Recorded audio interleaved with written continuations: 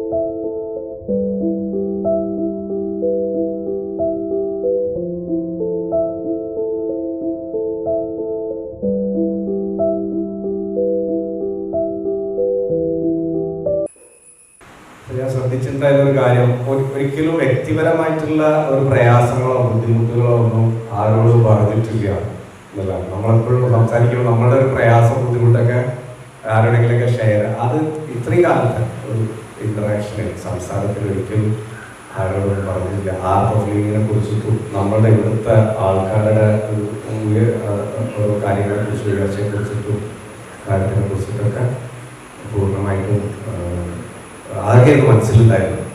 അന്നത്തോളം ഞാൻ മനസ്സിലാക്കുന്നത് രാജേഷ് സാറായിട്ടും പ്രകാശനായിട്ടും നിരന്തരം സമ്പർക്കം ഉണ്ടായിരുന്നു എന്നാണ് ഞാൻ മനസ്സിലാക്കുന്നത്. ഒരു 10-15 വർഷത്തോളം സ്ഥിരമായിട്ട് വൈകിട്ട് എല്ലാ ദിവസവും കാണുക, ചായ കുടിക്കാനും മറ്റു കാര്യങ്ങൾക്കും ഇതൊക്കെ ഇറങ്ങുകയും പിന്നെ നമ്മുടെ ഫങ്ഷൻസിനും പ്രോഗ്രാംസിനും നമ്മുടെ ഇതിൻ്റെ യോഗയുടെ ഇനോഗ്രേഷനായിട്ട് ബന്ധപ്പെട്ടിട്ടൊക്കെ സജീവ സാന്നിധ്യമായി നമ്മൾ ഒരിക്കലും മറക്കാൻ പറ്റാത്തൊരു വ്യക്തിത്വമാണ്. പക്ഷെ യാഥാർത്ഥ്യം